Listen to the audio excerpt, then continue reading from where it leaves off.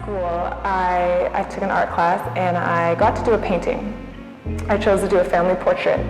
And when I brought that portrait home from school, my mom started crying and teared up when she saw it, and she said, "You made this?" And my dad came home and he had the same reaction. Both of them were just surprised that I had created something like that. And for me, it was really momentous to realize, oh, I have a gift, a God-given talent and ability to create art, so maybe this is something I should pursue more. When I got the note that I was accepted to do a show at HMAAC, at that point I was in a really transitional time in my life, and so once again I reflected back in this show, in this artwork, what was happening in my own life at the time. And the hope would be that other people can also find some sense of connection and see a piece of themselves in that artwork as well. So the show title that I came up with was Metamorphosis, being that I was going through a big change at that time. And a few factors culminated in what works were created. The first one being printmaking. So I have never done so much printmaking in my career as an artist. I've done a lot of oil painting, but the reason I was inspired to do printmaking was the neighborhood I was living in and the job I had at the time at the museum. So both of those factors contributed. And so for me, I thought, oh, what is around me that I could use in my artwork? And at that time, I had just moved to 3rd Ward with my toddlers. So we spent a lot of time outside, walking from our house on Isabella Street up to Emancipation Park to play in the park and back home. And along those walks, I would start noticing objects that I could use that would make really beautiful prints or patterns. So I started just collecting them and bringing them home to my studio. And then when I had some free time, I just laid out paper and started practicing and seeing what it created. And immediately I knew that this was going to be the base of my coming series of Metamorphosis. So it's taking something so visceral, like the objects you find in a neighborhood, and printing with them. Part of the intention is that what you find in each neighborhood wherever you live reflects that neighborhood and what's happening at that time. So in 3rd Ward right now, there's a lot of gentrification happening. So the pieces of things that I was finding really represent the character of the neighborhood. I was showing them to another artist friend of mine, and we both realized the objects I was finding were really born out of trauma.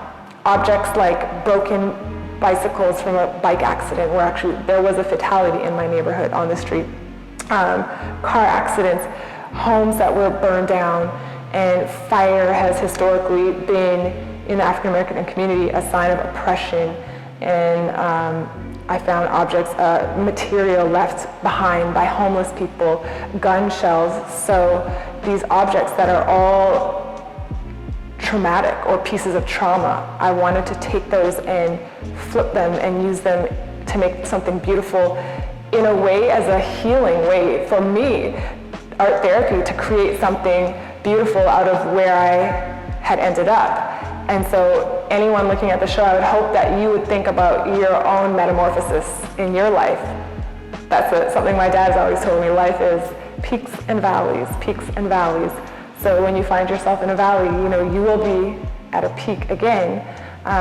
So it's just constant metamorphosis as we change, as we mature, as we go through life as people. So my hope in anyone coming to see the show is that they can reflect on their own metamorphosis they've gone through and how it's built character and how it's built hope. My favorite, I think, is the painting right behind me of Emancipation Park. I love that painting because of the colors. I love that painting because I spend so much time there with my kids. And I love that painting because of the history it represents. So I love history. My first degree was, in education and history. So reading about the history of Emancipation Park and meeting people in the neighborhood in 3rd Ward who've grown up there their whole lives and who've seen the metamorphosis of the neighborhood, even the change of the name of the street from Dowling, a Confederate, to Emancipation Avenue. I still have a neighbor who still calls it Dowling, and I don't blame him. He's probably 70, but that's been his whole experience, right? So changing the name of the street, that's powerful, to Emancipation, and the park, Emancipation Park. So I would say if you have a passion in your heart to create, so I'm going to speak for art, visual arts. If you have a passion to create, you have to follow it, and follow it with your whole heart, and don't worry about doing it for money. Do it for yourself, for your own purpose, for your own expression. Do it whenever you can, because it's a beautiful thing and the world needs to see it. And you never know who may be impacted by it and feel some connection to your artwork.